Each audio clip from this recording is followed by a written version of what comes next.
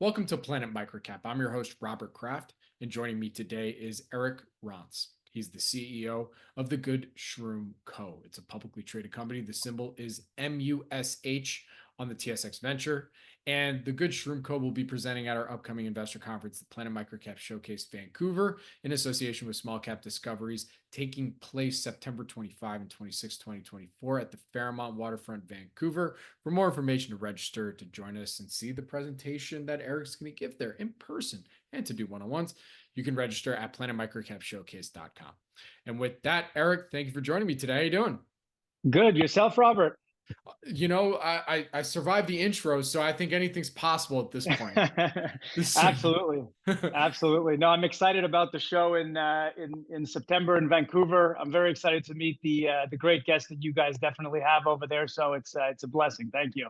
Absolutely. No, we look forward to having you there. So, but this is actually our first time doing an interview together. So love to, can you start us off with that quick overview and history of the Good Shroom Co. for folks that haven't heard the story before? Absolutely. So the Good Shroom Company, despite its name, does not sell or dabble in psychedelics or functional mushroom, or sorry, in magic mushrooms of any sort. That would be illegal. Rather, we've become, over the past 2.5 years since we've been operating, we've become a house of brands primarily comprised of cannabis products, but also one non-cannabis brand. And we legitimately are nothing like 99% of cannabis companies in Canada, for the simple fact that they either cultivate cannabis or they process cannabis or they do both of those things, while we do none of the above. We've in fact become, how can I put this? We've become like sort of the French connection to a lot of out of province LPs. And by virtue of that, we've developed a network of co-manufacturing partners that spans from coast to coast in Canada, whom we leverage their efficiencies, their product lines. For example, some of them make edibles for us, pre-rolled joints and cannabis flower that we apply our brands to and sell in the province of Quebec. Now, there's a variety of advantages that I'll get into during the show in September, but just as a sort of overview here, some of the key ones are simply that we can sort of reverse engineer the sales strategy process, meaning that let's say you're a cannabis cultivator, you are confined by the operation within those four walls and a roof of your operation. And cultivating a cannabis strain of any sort can take from seed to the point where it's listed on the shelf of any province at least 6 months and sometimes up to 2 years.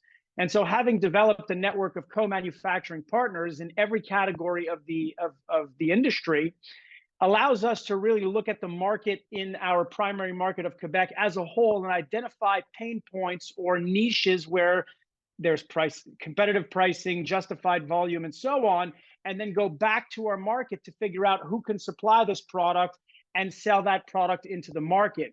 And so some people look at this as more of a distribution model, but in reality, we own and operate wholly every single brand that we sell under, and we have a variety of those brands. And so it's allowed us to capture, in the short period that we've been operating, only 2.5 years, a significant market share in Quebec, considering the time frame, and we expect to continue increasing that market share as our network of co-manufacturing partners continues to grow. And like I said earlier, I'm very excited to explain why we're different, how it is that we operate in September in person with you and all of your guests.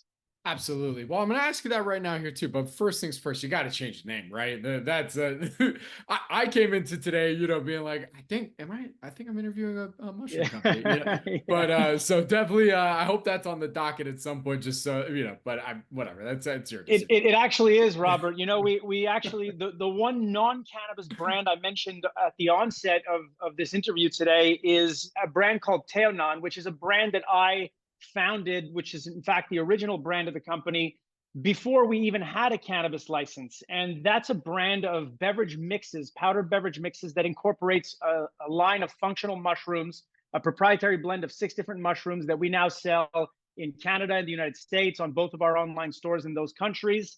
And so we named the company the Good Shroom Company. However, when we obtained our cannabis license, and in fact, we sold our first cannabis product in January of 2022. So really not that long ago. So we're just beginning to have wind in our sails. We're still very young in the game, but we have a good track record of financial management and discipline and so on.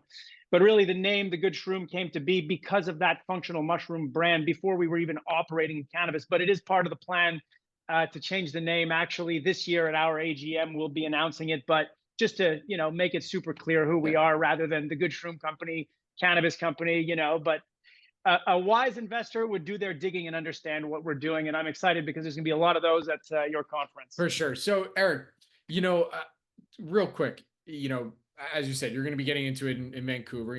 We're doing short form, trying to keep this tight here. But, I've done a number of interviews over the years with cannabis consumable companies, ones that are holding, that have multiple brands within that, and it can be a very, let's just say, competitive market, to say the least.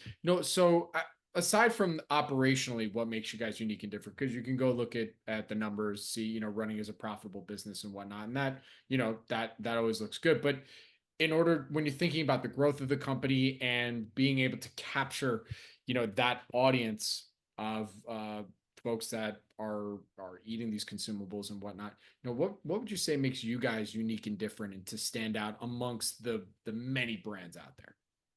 Well, certainly to understand where the competition is and what makes this market so difficult, you have to understand that, of course, you need a license from Health Canada to operate as a cannabis company in Canada. However, distribution of cannabis product is left upon the provinces. So every province differs from the next. Quebec, which is our primary market, differs from other provinces for a variety of reasons, but succinctly put, it's a very nationalistic approach. Think of it like a funnel, where at the top of the funnel, you have 99% of, well, in fact, all of the LPs that wish to sell into the province. And the bottom of that funnel is the government that purchases that cannabis.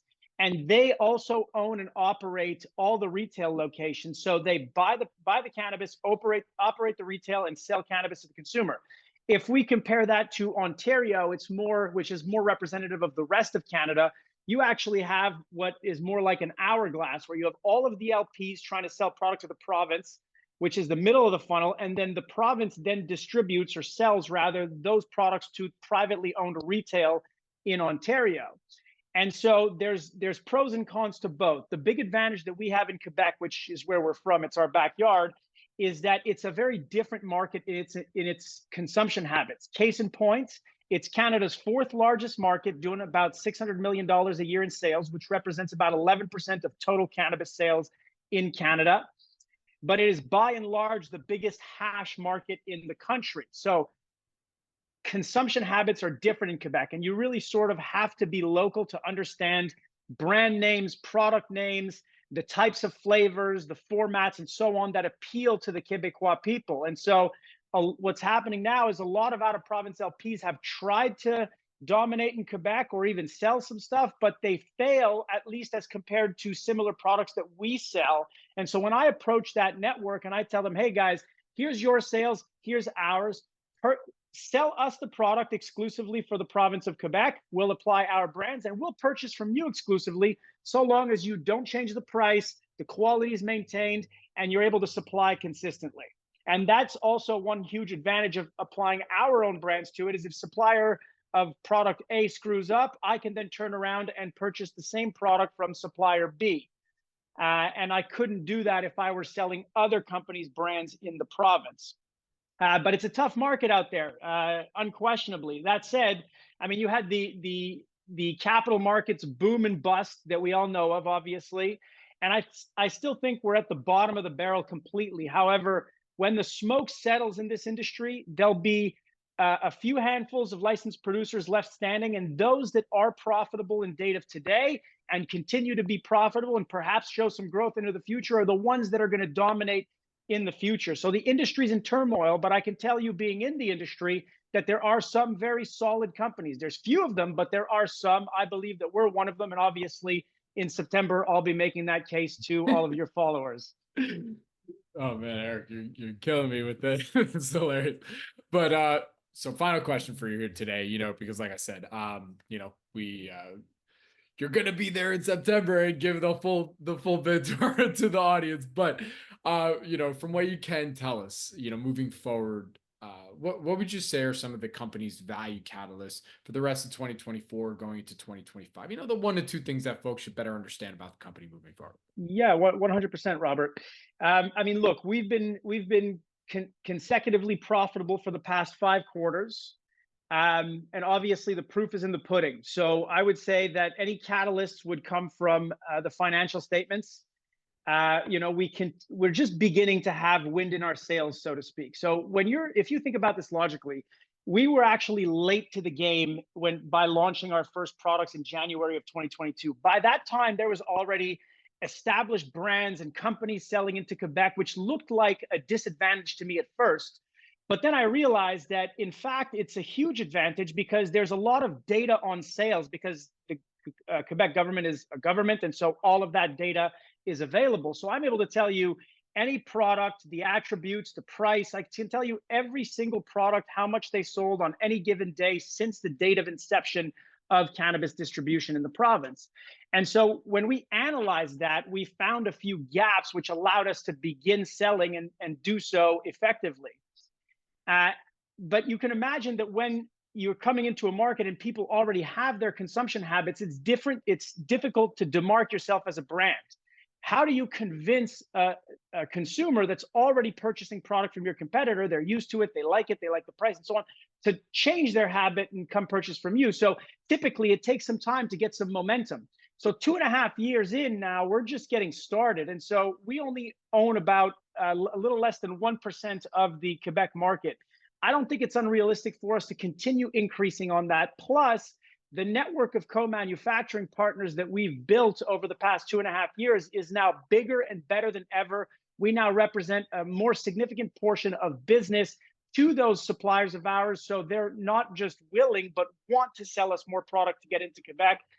And so, it's really development in that sense. One product call after the next over time, really focus on the financials. And then there's one other thing. So our competitive advantage in Quebec is not something that can be duplicated outside of Quebec. So Quebec is a very saturated market and we compete very well and continue to increase here. But Ontario, for example, is a different market entirely. I'll often pick up the phone and speak to retailers or speak to the government of Ontario and tell them about a fantastic new flower or a pre-rolled joint. And these conversations are quite dull. They've heard it all before because there's 1,000 companies before me that have called them and basically pitched similar products, just what I call traditional cannabis products. So my criteria for expanding outside of province is twofold. One, it needs to meet the same data analytics method that I use to decide which products to present in Quebec. In other words, there needs to be an opportunity from a price and a volume perspective. And two, it needs to be an innovation. There can't be 1,000 different companies that pitch that product in my place before me. And so we have one product that we sell, Canada's first and only THC infused beef jerky, which we've branded OG Jerk, currently selling very, very well in Quebec and also quite well in Alberta.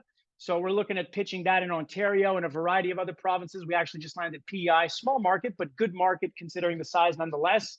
So we'll be expanding on that because it automatically de facto meets those two criteria. And the next product that we're going to pitch outside of province, where again, we don't have that Quebec comparative advantage, is a product that I call Dips, which I'm sure you've heard of, the nicotine pouches that people are consuming these days, those little pillow pouches that one places under the lip to administer the dose of nicotine. Right. And so we're applying that method of administration, but instead of nicotine, we're infusing it, or having it infused, I should say, with a dose of THC. Now, it's interesting for a variety of reasons. One, it happens to be that not all, but the vast majority of nicotine pouch consumers also happen to be the type of demographic that consumes cannabis. So they're familiar with the method of administration. They don't need to be taught how to consume it. And two, it's really the price point. So to understand why this product is going to be as competitive as I think it will be, you have to understand that excise taxes in Canada have different categories within the cannabis industry where excise taxes are different.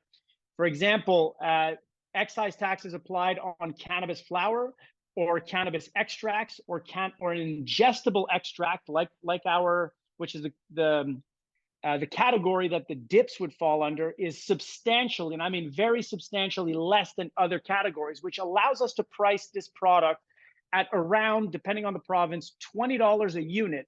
And one unit contains 10 pouches, each containing a dose of 10 milligrams of THC. In other words, a dose is going to cost around $2, which is very cheap compared to most products on the market as we speak today. So the familiarity of administration, plus the cheapness of the product in this economy, and of course, in cannabis, like in any other market, consumers typically are fickle and they're very price driven. And so we expect this, by the way, we're the first to market, which is a big advantage, or I can't actually say that definitively yet because we're actually launching the product end of September or mid-October. In Alberta is going to be our first market. And then we're looking at expanding into BC, into Quebec, and so on. But I don't want to bite off more than I can chew. We're going to start with 2 or 3 markets, see what the velocity's like, how people like the flavors, and so on, and then expand from there. But yeah, so that's one product to definitely look out for. That would certainly be a catalyst. And so, yeah, to answer your question, it's really in the financials, in the innovations, and primarily how we do in our main province of Quebec.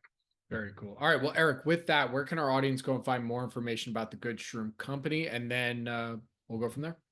Absolutely. I would say that the best place for information is really on SEDAR, where you're going to find our press releases and more importantly, our financials. So take a look at financials 5 quarters ago to present date to get an understanding of how we are financially disciplined, how we operate, and really what we've been able to achieve with the little cash that we actually raised 2.5 years ago and haven't raised a penny since, and managed to use that to become net profitable. And we don't expect to need more cash into the near future. And you can also find some information on our website, thegoodshroom.co, not .com, .co, thegoodshroom.co. Very cool. Well, Eric, thank you so much for joining me today. Really do appreciate it. Good luck, stay safe, and I'll see you in Vancouver. Absolutely. Looking forward to it. Thanks, Robert. Thank you.